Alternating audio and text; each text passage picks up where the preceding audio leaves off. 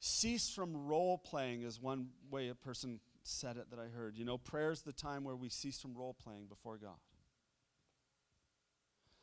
So I'm on this walk, and I'm just finding in my heart like this steeping upon the relational pain. And I just felt the Spirit just remind me. Love your enemies. Bless those who curse you. Pray for those who hurt you. And I began to respond and just start to pray specifically for particular people, and began to just pray blessing over their lives and pray for them to prosper in all that they do, and just responded to this prompting from the Spirit. And I tell you what, there was a liberation that happened as I just shift into this place of I'm going to, in love, pray for these people. And I believe that there is something that God actually, when Jesus says, love your enemies, it's because when we do, we are aligning to the highest good of the universe, the thing for which we were made, right?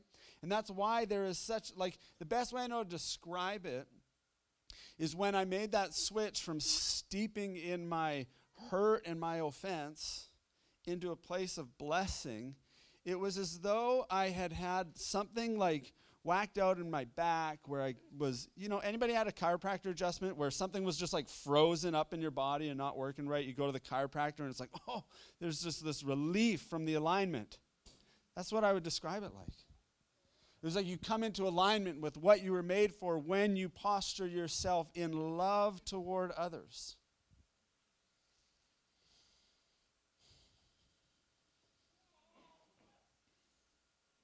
And all of the grumbling and the complaining and the self-absorption is the thing that seeks to enslave us and keep us from entering into the promised land. Being a people who are liberated in love for others. Are you with me? Way out there today, I feel like. Big ideas. But it's this matters.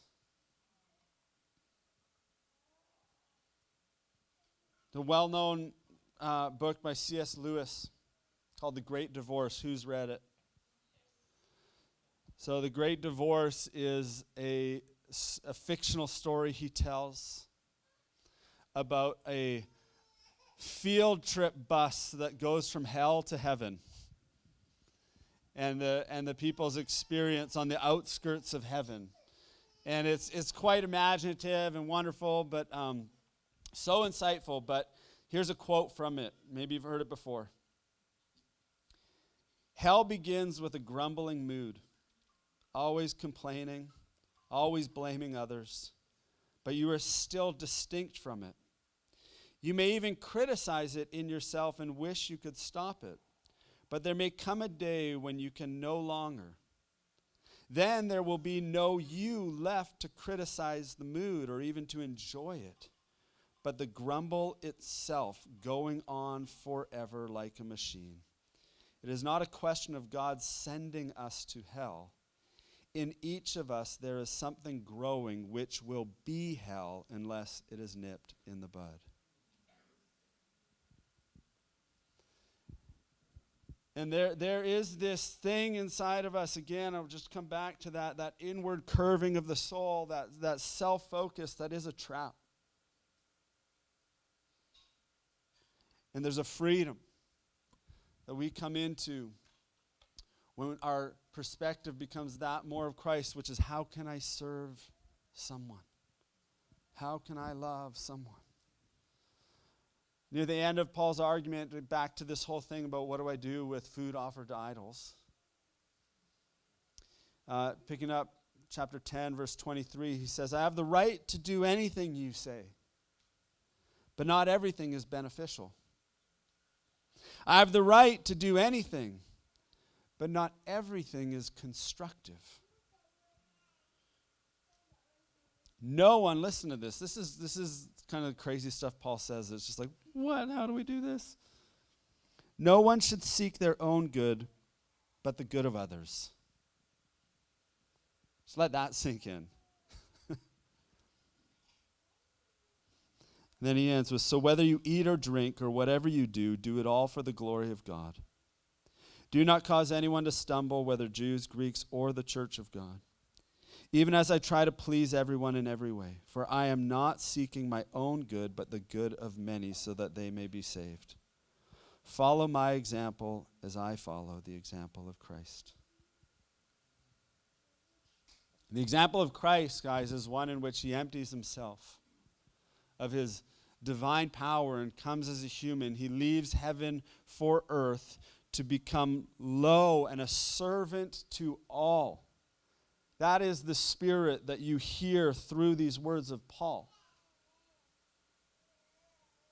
That he emptied himself and that he came to serve us, the undeserving,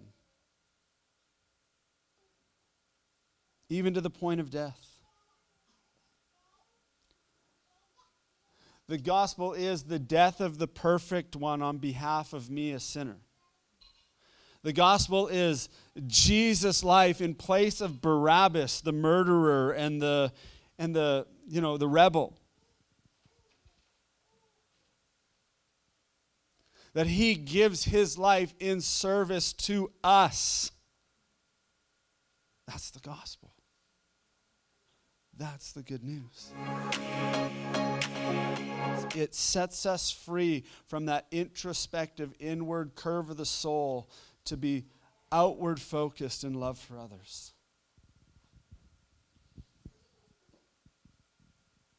And what Paul says is that all these temptations that seek to ultimately destroy us and keep us from that promised land experience of living in love and living in an age that's ruled and reigned and governed by love, they're all common to us, is what he says. They're common temptations.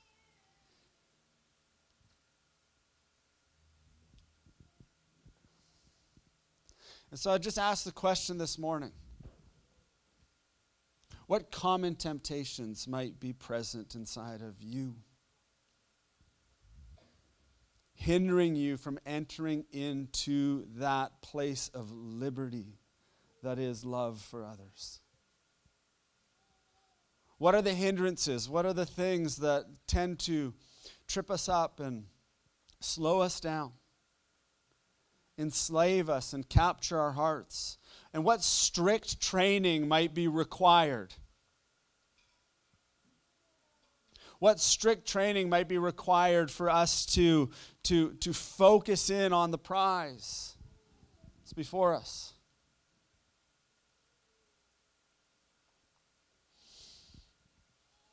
I just got to say it as I think about what strict training, question is out there.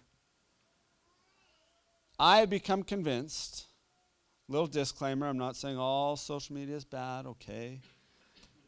We connect through people, lots of great stuff happens on it. But I think that we live in a cultural moment where we've normalized narcissism.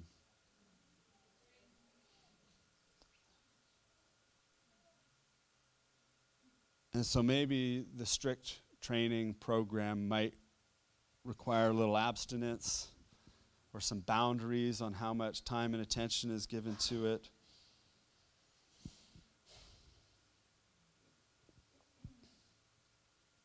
Maybe the question, this is maybe a helpful question, what is the summum bonum of your life? What is the highest goal?